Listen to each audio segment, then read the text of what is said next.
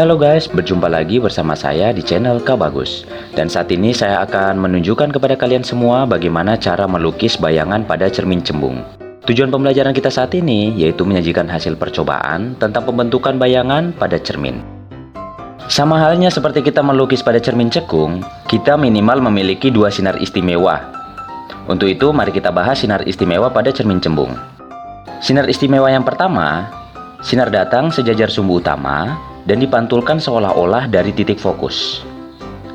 Sinar istimewa yang kedua, yaitu sinar datang menuju titik fokus, dipantulkan sejajar sumbu utama, namun diteruskan sampai di belakang cermin.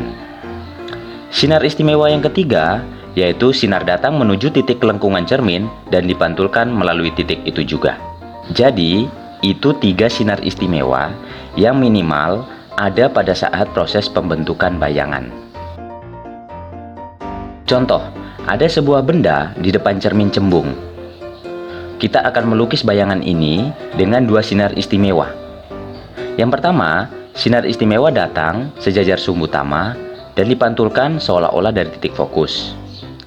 Sinar istimewa yang kedua, sinar datang menuju titik fokus dan dipantulkan sejajar sumbu utama. Titik perpotongan pada cermin cembung ini terdapat di sini.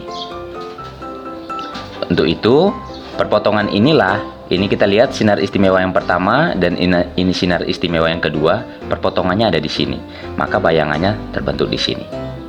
Jika bayangan benda ada di belakang cermin, maka sifatnya adalah maya. Dan ini kita lihat bayangannya lebih kecil daripada bendanya. Oleh karena itu sifatnya salah satunya adalah diperkecil dan sudah pasti tegak, tidak terbalik. Untuk itu kita dapat menuliskan sifat-sifat bayangannya adalah diperkecil, maya, dan tegak. Persamaan-persamaan yang digunakan pada cermin cembung ini hampir sama dengan persamaan yang digunakan pada cermin cekung. Yang membedakan hanyalah pada cermin cembung nilai F selalu nilai negatif. Sekali lagi, nilai F yaitu jarak fokus selalu bernilai negatif. Contoh, sebuah benda diletakkan di cermin cembung pada jarak 2 cm.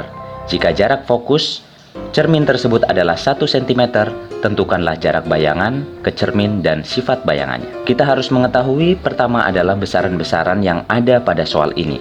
Yang pertama adalah jarak 2 cm yaitu merupakan jarak benda ke cermin. Dan yang kedua adalah jarak titik fokus. Besaran yang ketiga adalah pertanyaannya yaitu jarak bayangan dan sifat bayangan itu sendiri.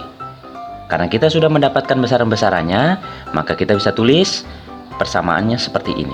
Untuk 1/F adalah 1/-1, seperti yang kita sudah pelajari bahwa titik fokus selalu bernilai negatif. 1/S2 karena S0 adalah 2 cm dan 1/SI. 1/SI sama dengan 1/-1 dikurangi 1/2. Atau kita samakan penyebut dengan menggunakan penyebut 2 cm. Sehingga diperoleh hasil negatif 2 dikurang 1/2. Atau sama dengan 1/SI sama dengan negatif 3/2.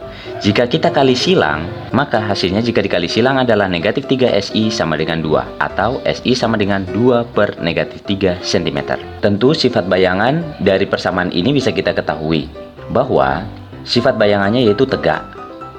Dan kemudian sifat bayangan yang kedua adalah maya. Kenapa bisa kita tentukan maya? Karena jarak bayangan itu bernilai negatif. Semoga video ini membantu kalian semua yang saat ini sementara mempelajari materi cermin cembung dan melukis bayangan yang dihasilkan. Terima kasih.